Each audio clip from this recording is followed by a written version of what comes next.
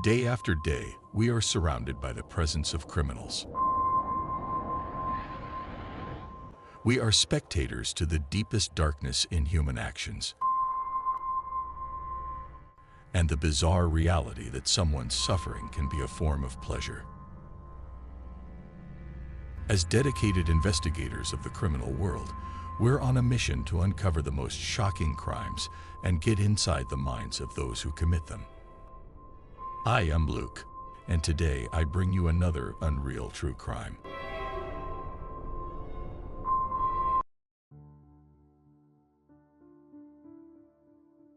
The horrible case of Ella Bennett.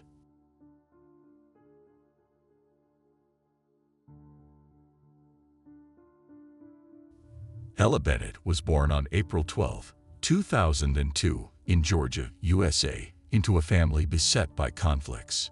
To understand the environment she was born into and lived in during her short life, we must understand her mother, Charity Lee. Her life was fraught with challenges from a young age, marked by tragedy and later struggles with substance abuse and problematic relationships. Charity was born on the outskirts of Atlanta, Georgia, to Killa Clark Bennett and James Robert Bennett, Jr. A defining moment in her childhood occurred when she was just 6 years old. Her father, a 37-year-old trucking company owner, was fatally shot in a violent attack inside their home in an exclusive residential area of Atlanta. He was found with multiple gunshot wounds to his head, chest, and back. The police reported that he was alone at the time of the crime and that there were no signs of struggle at the scene. Initially, authorities suspected organized crime. However, the aftermath of James's funeral brought a shocking development. Charity's mother, Killa, then 29, became the prime suspect in his murder. The charges were laid just 3 days after the couple, previously divorced, had remarried in Las Vegas. Evidence against Killa included details like the unlocked doors of their home and her status as the primary heir to the trucking business. Additionally, the patrol officer who transported Killa post-arrest noted that she occasionally exhibited satisfaction in her demeanor. During the trial, evidence was presented suggesting Killa had been in contact with a truck driver and might have been involved in the crime.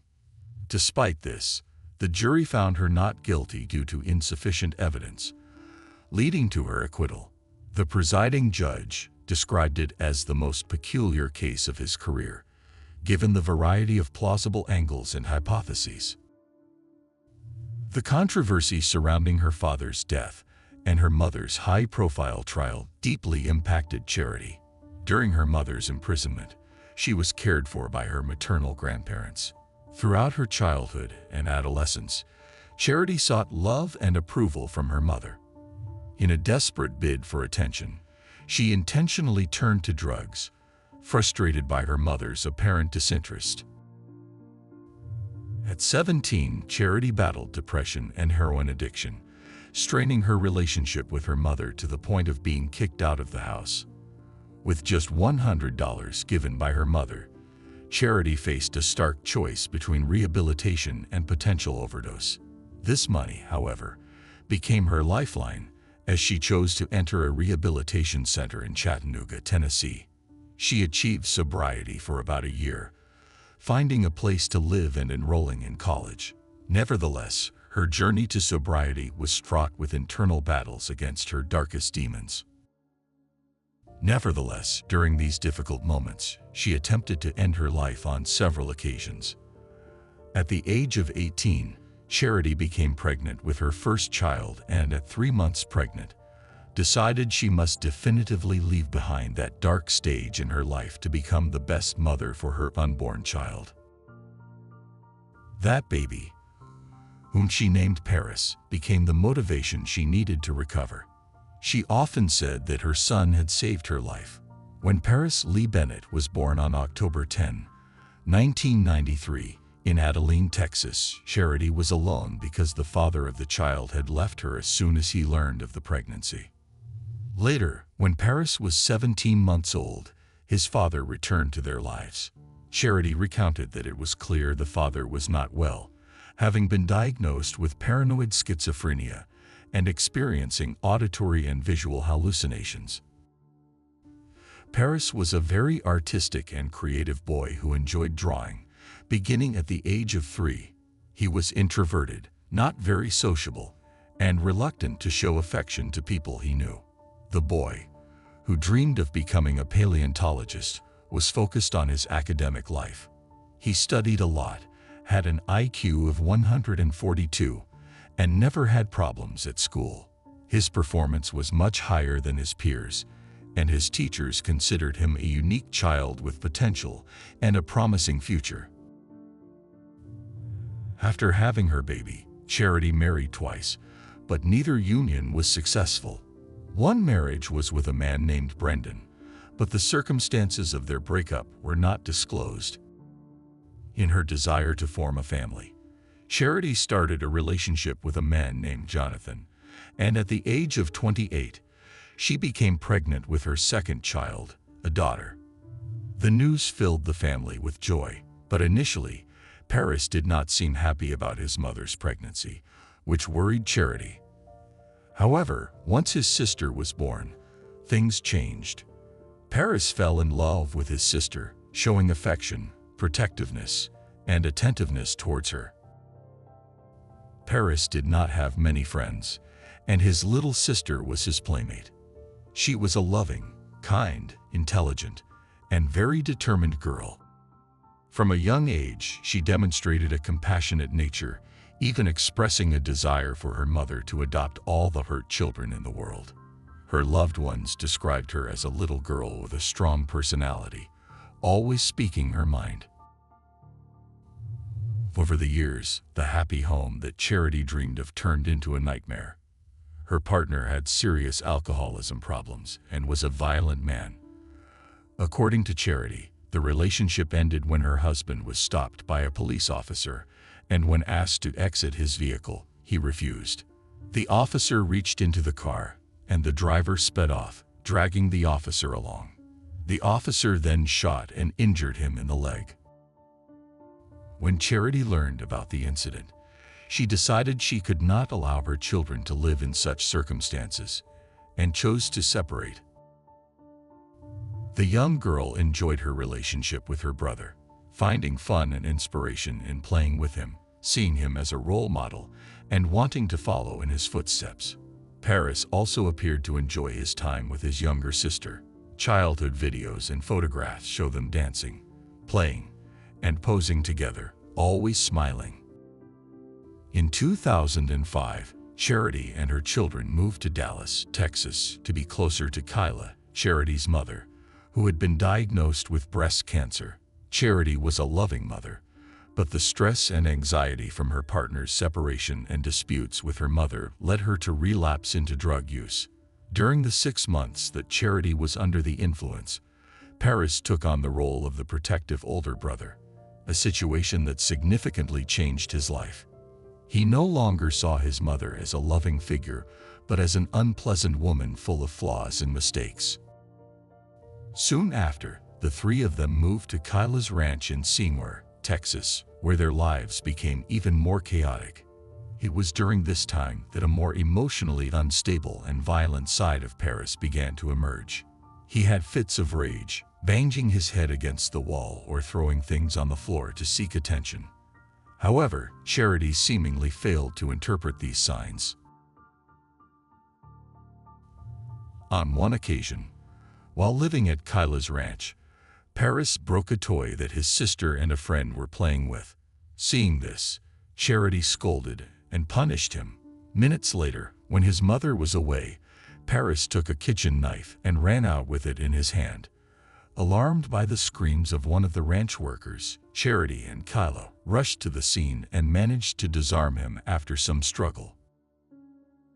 Worried about her son and his violent outbursts, Charity took Paris to a psychiatric center.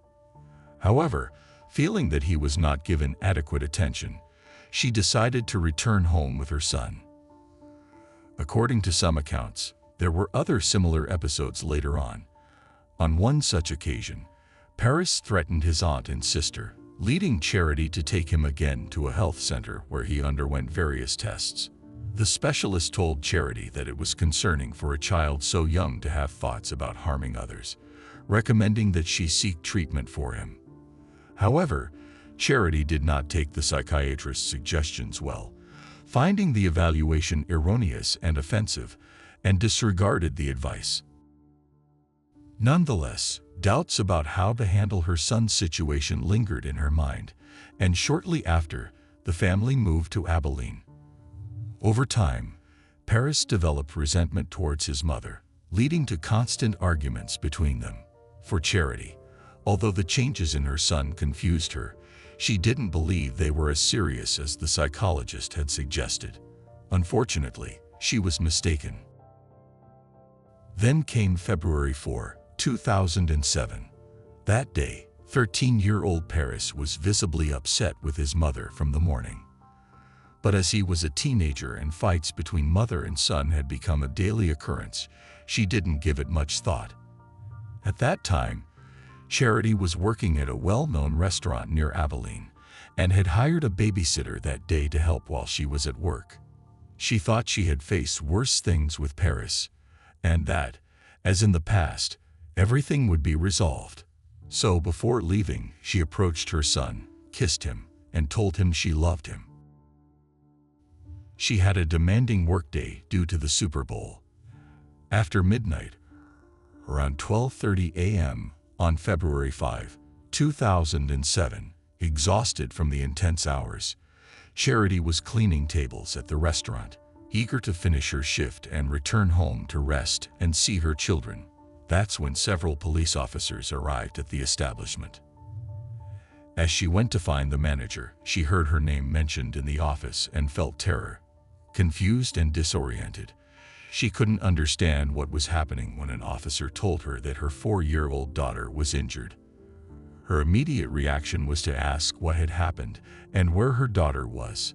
Then, the officer informed her that her daughter had passed away. Unable to bear the shock, Charity fainted. There is nothing more terrifying for a mother than the death of a child. But the truth she heard from the police was much crueler and more painful than she could have imagined. While being taken by the police to the station, Charity asked about her son Paris, and an officer responded that they had him. This brief and stark answer made her realize her worst nightmare had come true. When she heard her daughter had died, she felt shattered. But learning that Paris was the perpetrator was like having those shattered pieces broken again. According to the police investigation, that night the babysitter had taken the kids out for Chinese food. They returned home and watched a children's movie. The little girl then went to her room to sleep, while Paris retreated to his because he had to finish his homework. It's unknown at what moment Paris decided to end his sister's life. But as a bright and manipulative teenager, around 10 at night, he managed to convince the babysitter she could go home, assuring her that his mother was on her way. With her absence, it would be easier for him to execute his plan. What happened once they were alone was a true scene of terror. Paris went to Ella's room, beat her, sexually abused the little girl, barely 4 years old, and suffocated her. Then, with a knife he had taken from the kitchen, he gave her 17 fatal stabs. Immediately after the attack, Paris picked up the phone and called a friend, engaging in a conversation about various topics. Roughly 2 minutes after ending this call, which lasted 6 minutes at 11:42 p.m., the teenager dialed 911. During the call with the emergency operator, Paris seemed desperate and distressed about the atrocious act he had just committed. When asked if the girl was bleeding, he admitted she was because he had inflicted several wounds on her. The operator instructed Paris to perform CPR while waiting for emergency services and provided the necessary directions.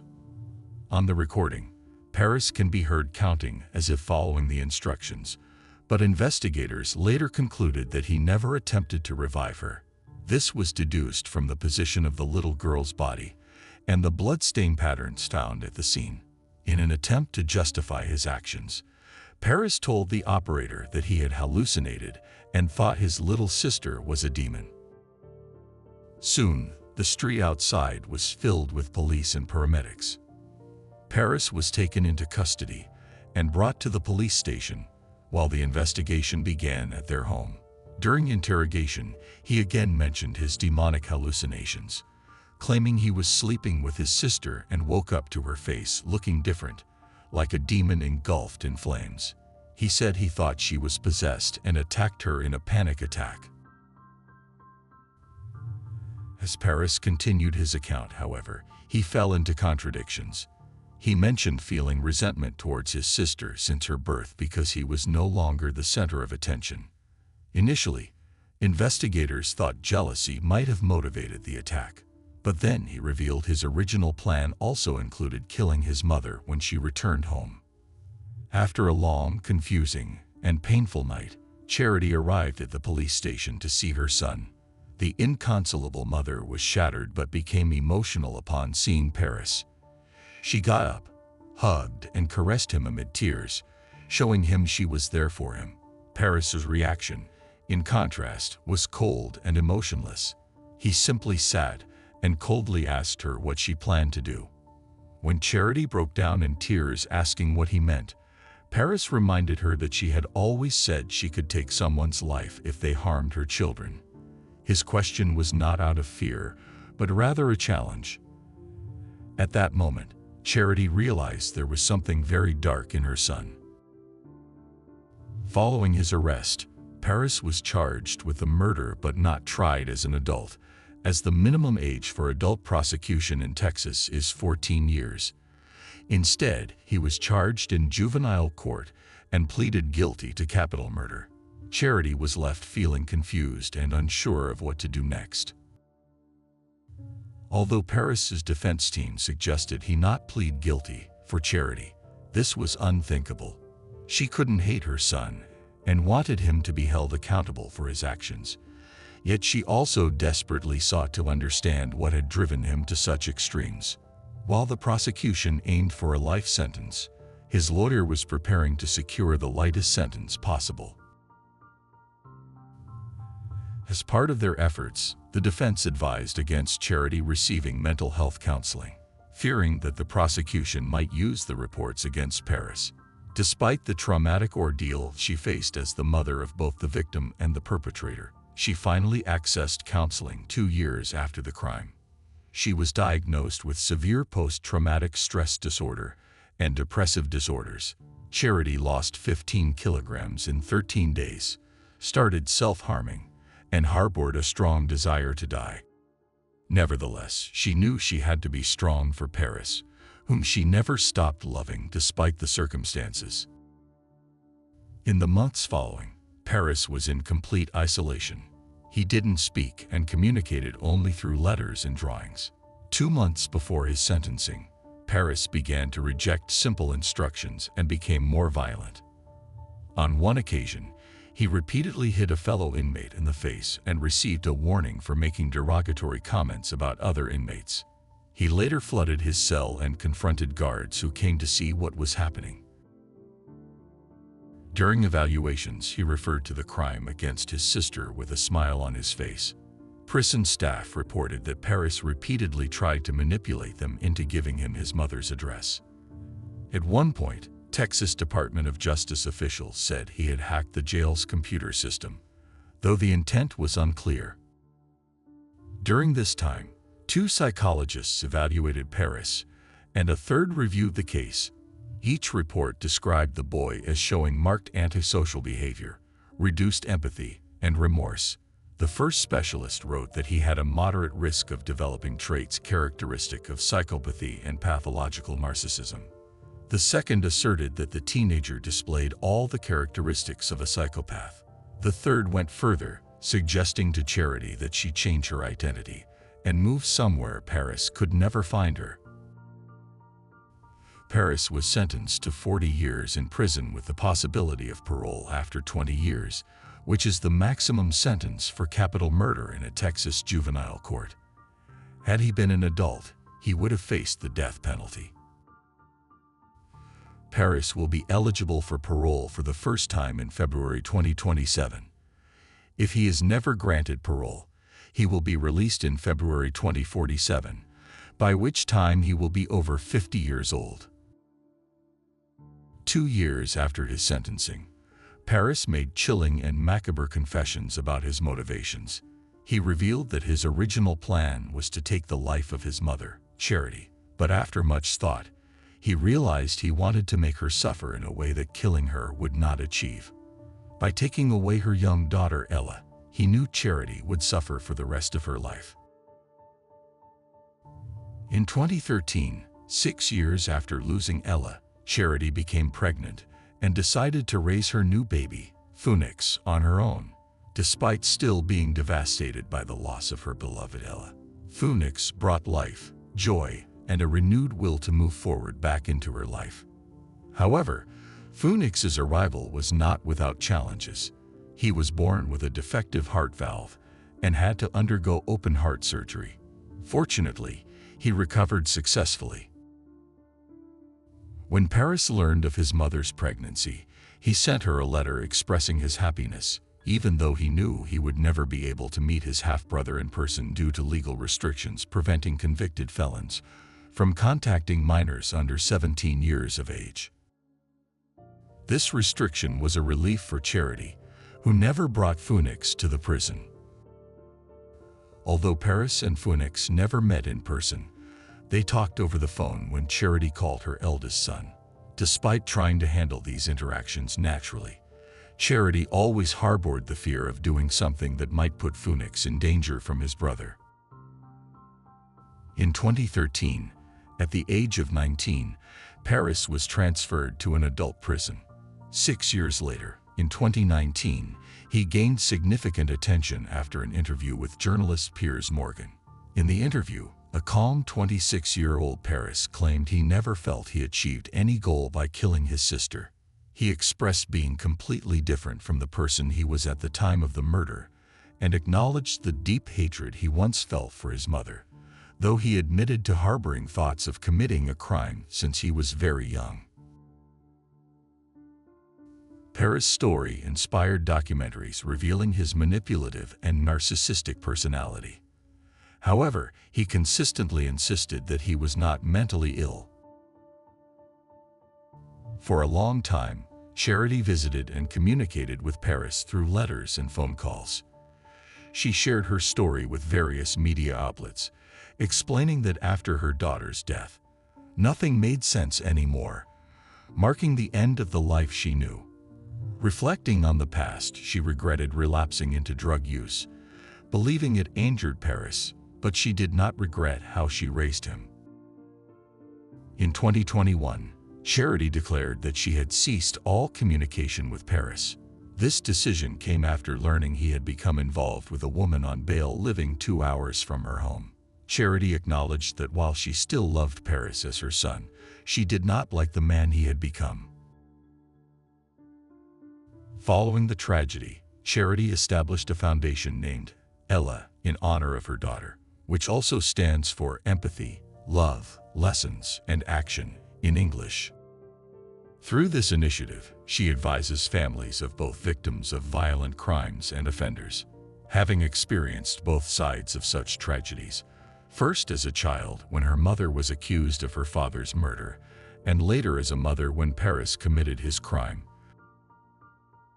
Charity understands the profound impact violent crimes have on families. She feels that the best way to honor her daughter, Ella, is by helping others navigate adversity, regardless of which side of the story they are on. This foundation serves as a testament to her commitment to supporting those affected by violent crimes and creating a platform for healing and understanding. Charity's work aims to provide guidance and support to those facing similar challenges, helping them to find a path forward amidst the turmoil and pain caused by such life-altering events. After 13 years working, Charity decided to shut down the Ella Foundation to focus on her son Phoenix. And that's the end of today's case. As always, I appreciate your support for my work. If you subscribe, like, and share this video, It will help me continue creating content. This was another episode of Unreal True Crime. See you soon.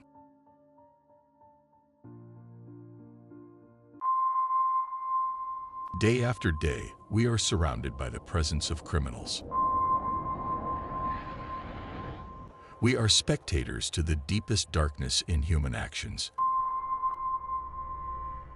and the bizarre reality that someone's suffering can be a form of pleasure. As dedicated investigators of the criminal world, we're on a mission to uncover the most shocking crimes and get inside the minds of those who commit them. I am Luke, and today I bring you another Unreal True Crime.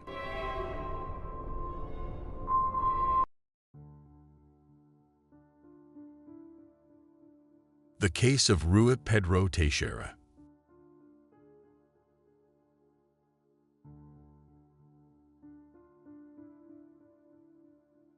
This horrible case took place in Lausada, a village situated in the northern region of Portugal, a location known for its vineyards, renowned green wine, and its distinction as the youngest population in the country. Nestled in the heart of the municipality bearing the same name, this village is in close proximity to the northwest coast of Portugal, a hub of summer enjoyment for tourists hailing from various corners of Europe. Within this quaint village, on January 28, 1987, Rui Pedro Teixeira was born. His parents, Filomena and Manuel, lauded his lively and jovial nature, along with his remarkable creativity and imagination. In a nutshell, this family, complete with their youngest daughter Karina, led a harmonious and contented life. Rui Pedro was a bundle of energy as a child. After completing his daily school assignments, he engaged in spirited soccer matches with his beloved cousin João André and other local children. His aspiration was to become a professional goalkeeper, and thus he consistently played in that role. Among the boys' other pastimes was cycling, and he could often be spotted zipping through the village to ensure he reached his daily math tutoring sessions punctually.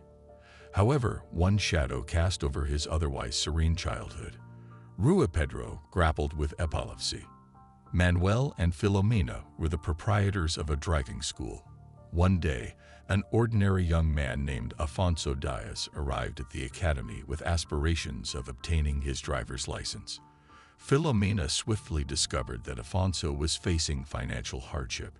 Renowned for her exceptional empathy, she immediately sought ways to assist him. Initially, she provided him with clothing, and as their bond deepened, she extended the opportunity for him to work at the school, enabling him to earn extra income. 3 years passed, and thanks to Filomena's kindness, Afonso became a truck driver at just 22 years old. The family trusted Afonso so much that they relied on him to pick up Rui Pedro and Karina from school and bring them back home. To do this, Afonso used his brother's car, a Fiat Uno.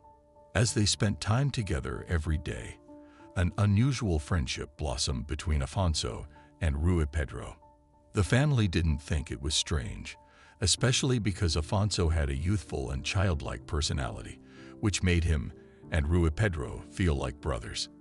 However, the maternal grandparents viewed their relationship with suspicion. Manuel, on the other hand, was concerned about Afonso smoking around the child and considered him a bad influence. Worried about the consequences of this friendship, Manuel talked to Filomena about it, but she was convinced of Afonso's good character and believed he meant no harm. In the end, like in any good marriage, they reached a compromise, with Filomena agreeing to keep an eye on their interactions. On March 4, 1998, around 2 p.m., Rui Pedro rode his bicycle to his mother's workplace, which was just a few blocks away from home, to tell her that Afonso had invited him for a ride in his brother's car. Filomena wasn't happy about the idea and told him not to go.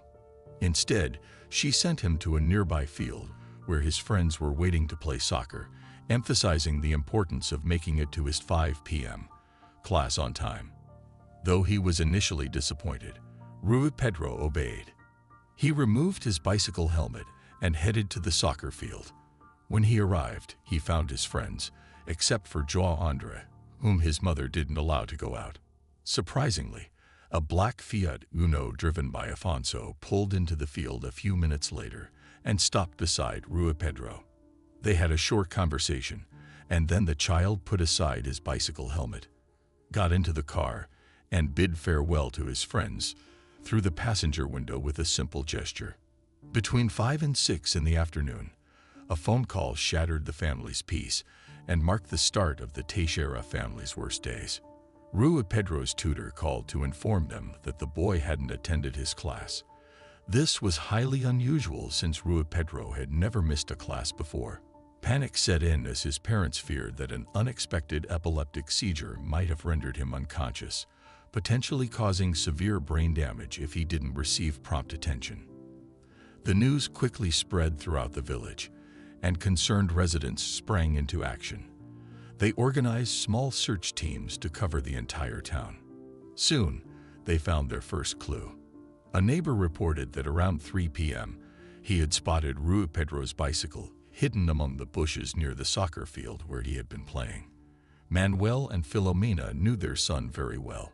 They understood that his bicycle meant the world to him, and he wouldn't just leave it behind without a good reason. This led them to believe that Rui Pedro might have been taken against his will. Without hesitation, they rushed to the police station to report his disappearance. Upon receiving the report, the police launched their investigation by questioning the 3 boys who had been playing soccer with Rui Pedro. These friends recounted how a black car had entered the field to pick up their friend, identifying Afonso as the driver. They emphasized that Afonso's behavior had been strange and controlling toward their young companion. Initially, the officers doubted the children's accounts and chose to disregard their statements. However, they mentioned the misleading lead to the mother, which raised her suspicions. Filomena then mentioned Rui Pedro's request from that same afternoon to meet up with his friend. Immediately, everyone's attention turned to the truck driver, and the authorities proceeded to search his home. Afonso welcomed the officers who wanted to ask him some routine questions. As the last person who had seen the child, his statement could provide crucial information. However, the truck driver remained unusually calm and claimed not to have seen Rui Pedro. His reaction raised suspicion among the agents, given the numerous testimonies they had collected. Consequently, he was taken to the police station for further questioning. Once at the precinct, Afonso attempted to offer an excuse. He mentioned that his brother had asked him to take the car for its annual inspection, a mandatory requirement in Portugal for vehicles over 8 years old. However, records showed that he had never attended the scheduled appointment for that afternoon. Afonso persisted with his story, continuing to deny that the child had gotten into the car hours earlier. He admitted to a brief encounter of only 5 minutes with Rui Pedro before 2 p.m. Afterward, he claimed to have driven to a nearby town, which was about 15 kilometers from Lausada, and parked in front of a pharmacy. Afonso asserted that he stayed in the car for a while before deciding to take a stroll through the city, even mentioning that he admired the shop windows. When he grew tired, he drove to his girlfriend's house, arriving at 6:45 p.m. The woman lived in another village in the region, just 11 minutes away from Lausada.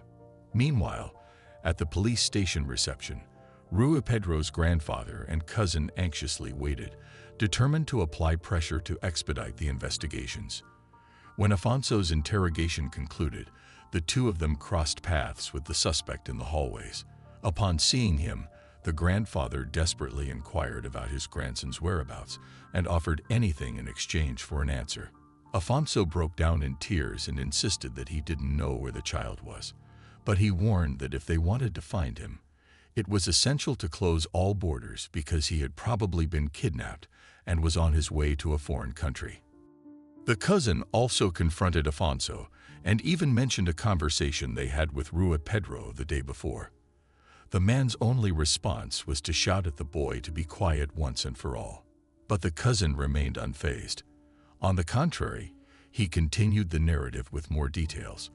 Afonso had offered to take both of them to meet prostitutes and said that the meeting point would be a vacant lot.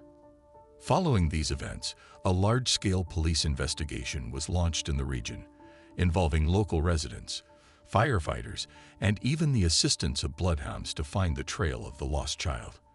The officers believed that the boy might have had a seizure and was unconscious somewhere in the village. Or maybe he had simply wandered far away and couldn't find his way back. In summary, they considered it a case of a search and rescue, ruling out the hypothesis of kidnapping. Rui Pedro's family was outraged by this approach to the case. Due to the extensive dissemination of Rui Pedro's images in the local media, a sex worker recognized his face and contacted the local police. She stated without hesitation that on March 4, 1998, a black car had stopped in front of her on a desolate road. The driver offered her $10 to have sex with the little boy who accompanied him. She asked how old the boy was, and the man replied that he was old enough. The woman took him behind some bushes by the side of the road and looked for a private place where no one could see them. There was no sexual contact. The little boy was very terrified, crying nonstop and repeating over and over again that he wanted to leave. Seeing the child in such a distraught state, the sex worker couldn't help but feel compassion for him. She spent around 15 minutes trying to comfort him. She hugged him tightly and assured him that everything would eventually be all right.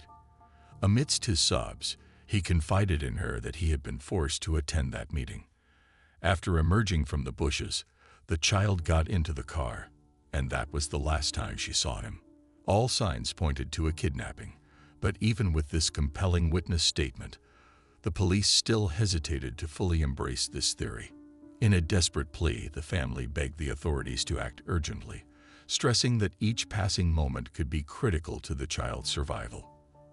The following morning, just after the court's opening, they managed to persuade the public prosecutor's office to request the intervention of the Judicial Police, a specialized agency responsible for investigating serious crimes like homicides, kidnappings, organized crime, and terrorism. Within 24 hours of Rui Pedro's last sighting, several judicial police officers arrived in the town. In the subsequent days, alongside family members and neighbors, they meticulously combed through the entire region, suspecting that Rui Pedro might have been left somewhere. The distribution of posters featuring the child's photograph escalated, reaching a national level, and the entire country of Portugal was deeply shaken by the case. The disappearance of the child sparked an overwhelming sense of collective sorrow. People referred to Rui Pedro as our boy or our little Pedro. Simultaneously, the family began receiving a barrage of phone calls, many of which were tormenting and distressing. Some claimed to have Rui Pedro in their custody, while others provided leads to his whereabouts that ultimately led nowhere. The most audacious callers even demanded a ransom payment. One particular and terrifying call featured a child whose voice sounded eerily similar to Rui Pedro's. Amidst screams and tears, he desperately called out for his mother. Citing the challenge of tracing all communications, the police decided not to pursue any leads that came through phone calls. The family's desperation grew, and the omission of potentially valuable information for the ongoing investigation appeared both inept and negligent. In April 1998, 1 month after the disappearance, a suspicion emerged. A renowned Portuguese journalist traveled to Disneyland in Paris with his wife and children for a report intended to be published in a widely read magazine with national circulation in Portugal. The article featured a series of portraits of him and his family at various park attractions. Among these images, one particular photograph raised alarm bells. In the background, a small child could be seen with a man dressed in red. Filomena and Manuel saw the photograph and firmly asserted that it was Rui Pedro. In September of the same year, a significant breakthrough occurred as the British police dismantled a pedophile network in an operation known as Operation Cathedral.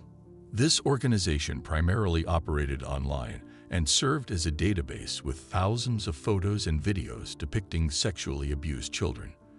This operation gained high-profile attention due to the unusually large amount of pornographic content possessed, produced, and distributed by this organization's members. Shockingly, they discovered more than 750,000 photos and 1,800 videos. Out of the 1,263 individuals featured in the seized material, only 17 were identified. One from Argentina, one from Chile, one from Portugal, 6 from the UK, and 7 from the United States. Filomena confirmed that Rui Pedro appeared in some of those photos, confirming that he was still alive, but nothing more. There were no coordinates or leads to his possible location. The British police speculated that members of the network had abused him on camera and then potentially harmed him. Over the next 13 years, the Public Ministry of Portugal built a case against Afonso, who consistently maintained his innocence. The trial began in November 2011. The key testimonies came from Rui Pedro's 3 friends, forming the backbone of the case. While the judge could verify certain facts presented by the prosecution, the court dismissed several testimonies due to a lack of conclusive evidence. In March 2012, Afonso was acquitted. On Rui Pedro's 27th birthday, January 28, 2014, a video was published that quickly went viral on social media. Some actors voluntarily participated in this video campaign. Their aim was to search for new clues about Rui Pedro's whereabouts, while also including the email addresses of the Northern Board of Judicial Police and the Portuguese Association for Missing Children to ensure that the young man's case would not fade into obscurity. This campaign had a broader goal of denouncing child trafficking for sexual exploitation. Returning to the legal proceedings, Afonso's freedom was short-lived. After an appeal by Rui Pedro's family in 2014, a new ruling from the Porto Court of Appeals sentenced him to 3 years in prison. This sentence was for inciting a minor to engage in involuntary sexual relations, but it was not related to the kidnapping or any other charges linked to the disappearance itself. Despite Afonso's defense attorney filing an appeal, this second ruling was confirmed by the Portuguese Supreme Court.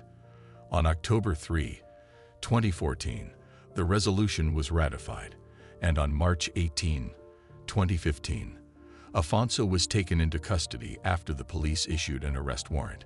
He was released on parole in March 2017, having served only 2/3 of his sentence. Afonso continued to maintain his innocence, claiming to be the victim of a grave injustice.